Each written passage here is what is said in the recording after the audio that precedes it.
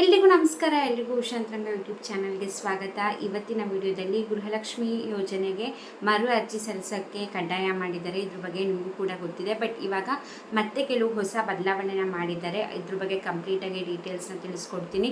ಯಾವಾಗಿಂದ ಅರ್ಜಿ ಸಲ್ಲಿಸಬೇಕು, ಏನೆಲ್ಲ ಹೊಸ ಬದಲಾವಣೆ ಮತ್ತೆ ಚೇಂಜಸ್ ಮಾಡಿದ್ದಾರೆ, ಎಲ್ಲೋಗಿ ಅರ್ಜಿ ಸಲ್ಲಿಸಬೇಕು, ಪ್ರತಿಯೊಂದನ್ನು ಕೂಡ ಈ ವಿಡಿಯೋದಲ್ಲಿ ತಿಳಿಸ್ತೀನಿ. ಸ್ಕಿಪ್ ಮಾಡ್ದಲೆ ಬಿಗಿನಿಂಗಿಂದ ಎಂಡಿಂಗ್ವರೆಗೂ ಪೂರ್ತಿಯಾಗಿ ನೋಡಿ. ಹಾಗೆ ಯಾರೆಲ್ಲ ವಿಡಿಯೋಸ್ನ ನೋಡ್ತಾ ಇದ್ದೀರಾ ಪ್ರತಿಯೊಬ್ಬರಿಗೂ ಕೂಡ ಥ್ಯಾಂಕ್ ಯು ಸೋ ಮಚ್. ಹೊಸಬ್ರಾಗಿದ್ದರೆ ಅಥವಾ ಚಾನಲ್ನ ಸಬ್ಸ್ಕ್ರೈಬ್ ಮಾಡ್ಕೊಳ್ಳ್ದೆಲ್ಲ ನೋಡ್ತಾ ಇದ್ದರೆ ಚಾನಲ್ನ ಸಬ್ಸ್ಕ್ರೈಬ್ ಮಾಡ್ಕೊಳ್ಳಿ. ಹಾಗೆ ಬೆಲ್ಲೈಕನಲ್ಲೂ ಕೂಡ ಆಲ್ ಅಂತ ಸೆಲೆಕ್ಟ್ ಮಾಡ್ಕೊಳ್ಳಿ. ಆವಾಗ ಹೊಸ ವೀಡಿಯೋಸ್ ಅಪ್ಲೋಡ್ ಆದಾಗ ನಿಮಗೆ ನೋಟಿಫಿಕೇಷನ್ಸ್ ಬಂದಿರುತ್ತೆ. ನಿಮ್ಮ ಫ್ರೀ ಟೈಮಲ್ಲಿ ನನ್ನ ವೀಡಿಯೋಸ್ನ ನೋಡ್ಬೋದು. ಬನ್ನಿ ಇವತ್ತಿನ ವೀಡಿಯೋನ ಶುರು ಮಾಡೋಣ. ಗೃಹಲಕ್ಷ್ಮಿ ಯೋಜನೆ ಮರು ಅರ್ಜಿ ಸಲ್ಲಿಕೆ ಕಡ್ಡಾಯ ಮಾಡಿದ್ದಾರೆ. ಇದು ಅತಿ ಶೀಘ್ರದಲ್ಲೇ ಅಂದರೆ ಮುಂದಿನ ತಿಂಗಳಿಂದ ಶುರು ಮಾಡ್ತೀವಿ ಅಂತ ಹೇಳಿದ್ದಾರೆ. ಈಗ ಅದರಲ್ಲೂ ಕೂಡ ಕೆಲವು ಬದಲಾವಣೆಗಳಾಗಿದೆ. ಏನೆಲ್ಲ ಹೊಸ ಬದಲಾವಣೆ ಮಾಡಿದ್ದಾರೆ ಅರ್ಜಿ ಸಲ್ಲಿಕೆ ಮಾಡಲಿಕ್ಕೆ ಅನ್ನೋದನ್ನ ಮೊದಲನೇದಾಗಿ ತಿಳಿಸ್ಕೊಡ್ತೀವಿ.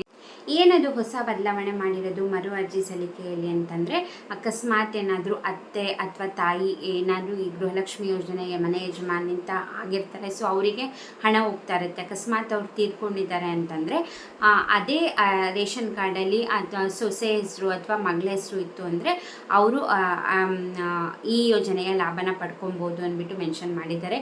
ಅತ್ತೆ ಅಥವಾ ತಾಯಿ ಹೆಸರು ಹಣ ತಗೊಳ್ತಿರ್ತಾರೆ, ಅವ್ರು ತೀರ್ಕೊಂಡಿದ್ದಾರೆ ಅಂದರೆ ಅದು ನೆಕ್ಸ್ಟ್ ಸೊಸೆನೋ ಅಥವಾ ಮಗಳು ಯಾರು ದೊಡ್ಡವರು ಇರ್ತಾರೆ ಅವರು ಈ ಯೋಜನೆಯ ಫಲಾನುಭವಿಗಳಾಗ್ಬೋದು ಅಂದ್ಬಿಟ್ಟು ಮೆನ್ಷನ್ ಮಾಡಿದ್ದಾರೆ.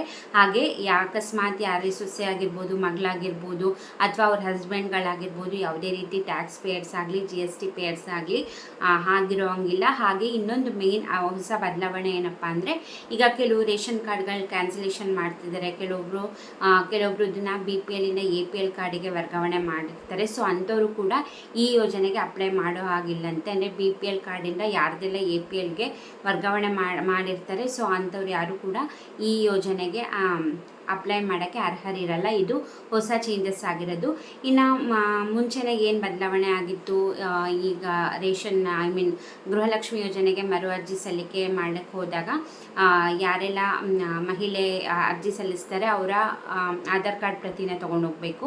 ಹಾಗೆ ಅವ್ರ ಹಸ್ಬೆಂಡ್ ಅಥವಾ ಮಹಿಳೆ ಆಗಲಿ ಅಥವಾ ಅವ್ರ ಹಸ್ಬೆಂಡ್ ಆಗಲಿ ಯಾವುದೇ ರೀತಿ ಟ್ಯಾಕ್ಸ್ ಆಗಿ GST ಪೇ ಮಾಡೋಂಗಿಲ್ಲ. ಹಾಗೆ ಯಾವ ಆಧಾರ್ ಕಾರ್ಡ್ ಲಿಂಕ್ ಆಗಿರೋ ಬ್ಯಾಂಕ್ ಪಾಸ್ಬುಕ್ನ ತೊಗೊಂಡೋಗ್ಬೇಕು. ಹಾಗೆ ರೇಷನ್ ಕಾರ್ಡಲ್ಲಿ ನಿಮ್ಮ ಹೆಸರು ಮನೆ ಯಜಮಾನಿ ಅಂತ ಮೆನ್ಷನ್ ಆಗಿರಬೇಕು. ಸೊ ಅಂಥವ್ರು ಮಾತ್ರ ಈ ಯೋಜನೆಯ ಲಾಭನ ಪಡ್ಕೋಬೋದು. ಹಾಗೆ ಅರ್ಹತೆ ಕೂಡ ಆಗಿರ್ತೀರ.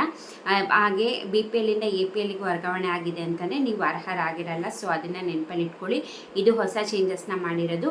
ಇನ್ನು ಎಲ್ಲೋಗಿ ಅರ್ಜಿ ಸಲ್ಲಿಸಬೇಕು ಅಂದರೆ ಬೆಂಗಳೂರು 1, ಗ್ರಾಮ 1, ಕರ್ನಾಟಕ 1 ಇವು 3 ಬಿಟ್ಟರೆ ಬೇರೆ ಎಲ್ಲೂ ಕೂಡ ನೀವು ಅರ್ಜಿನ ಸಲ್ಲಿಸೋ ಆಪ್ಷನ್ ಇರೋದಿಲ್ಲ. ಬೆಂಗಳೂರು 1, ಕರ್ನಾಟಕ 1, ಗ್ರಾಮ 1 ಇದಿಷ್ಟಲ್ಲೇ ಮಾತ್ರ ಅರ್ಜಿನ ಸಲ್ಲಿಸಬೇಕಾಗತ್ತೆ. ನೆಕ್ಸ್ಟ್ ಯಾವಾಗಿಂದ ಅರ್ಜಿ ಸಲ್ಲಿಕೆ ಅಂತ ಹೇಳೋದಾದರೆ, ಮುಂದಿನ ತಿಂಗಳಿಂದ ಅರ್ಜಿ ಸಲ್ಲಿಕೆ ಶುರುವಾಗುತ್ತೆ ಅಂದ್ಬಿಟ್ಟು DK ಶಿವಕುಮಾರ್ ಸರ್ ಅವರು ಕೂಡ ಹೇಳಿದರು. ಬಟ್ ಇವಾಗ ಮೇ ತಿಂಗಳದು ಗೃಹಲಕ್ಷ್ಮಿ ಹಣ ಏನು ಬಿಡುಗಡೆ ಮಾಡಬೇಕಿತ್ತು ಆ ಬಿಡುಗಡೆ ಪ್ರಕ್ರಿಯೆ ಶುರು ಮಾಡಿದ್ದಾರೆ. ಹಾಗಾಗಿ ಮೇ ತಿಂಗಳು ಹಣನ ಜಮೆ ಮಾಡಿ ನೆಕ್ಸ್ಟ್ ತಿಂಗಳು ಜಮೆ ಮಾಡಬೇಕಾದ್ರೆ ಈ ಗೃಹಲಕ್ಷ್ಮಿ ಯೋಜನೆ ಮರು ಅರ್ಜಿ ಸಲ್ಲಿಕೆ ಪ್ರಕ್ರಿಯೆ ಶುರುವಾಗ ಚಾನ್ಸಸ್ ಇರುತ್ತೆ. ಸೊ ಈ ಎಲ್ಲ ಹೊಸ ಬದಲಾವಣೆಗಳು ಮಾಡಿದ್ದಾರೆ. ಏನೆಲ್ಲ ಹೊಸ ಬದಲಾವಣೆ ಅಂತ ಮತ್ತೊಂದು ಸತಿ ಹೇಳ್ಬಿಡ್ತೀನಿ.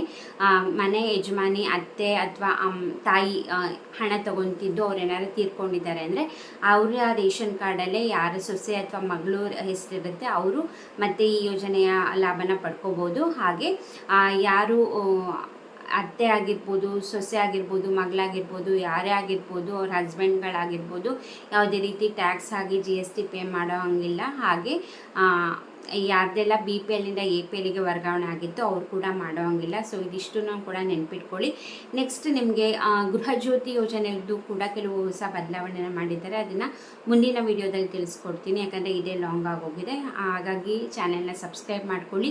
ನೆಕ್ಸ್ಟ್ ವಿಡಿಯೋದಲ್ಲಿ ಗೃಹಜ್ಯೋತಿ ಯೋಜನೆಗೆ ಏನೆಲ್ಲ ಹೊಸ ಮಾನದಂಡಗಳನ್ನ ಮಾಡಿದ್ದಾರೆ, ಯಾರೆಲ್ಲ ಅರ್ಜಿ ಸಲ್ಲಿಸ್ಬೋದು, ಏನೆಲ್ಲ ಚೇಂಜಸ್ ಮಾಡಿದ್ದಾರೆ, ಆ ಅರ್ಜಿ ಯಾವಾಗಿಂದ ಶುರುವಾಗುತ್ತೆ ಪ್ರತಿಯೊಂದನ್ನು ಕೂಡ ನಾನು ನೆಕ್ಸ್ಟ್ ವಿಡಿಯೋದಲ್ಲಿ ತಿಳಿಸ್ತೀನಿ. ಐ ಹೋಪ್ ಈ ಹೊಸ ಚೇಂಜಸ್ ಬಗ್ಗೆ ನಿಮಗೂ ಅಪ್ಡೇಟ್ ಸಿಕ್ಕಿದೆ ಅಂದ್ಕೊಂಡಿದ್ದೀನಿ. ಇದೇ ಥರ ಅಪ್ಡೇಟ್ಗೋಸ್ಕರ ಚಾನಲ್ನ ಸಬ್ಸ್ಕ್ರೈಬ್ ಮಾಡ್ಕೊಳ್ಳಿ.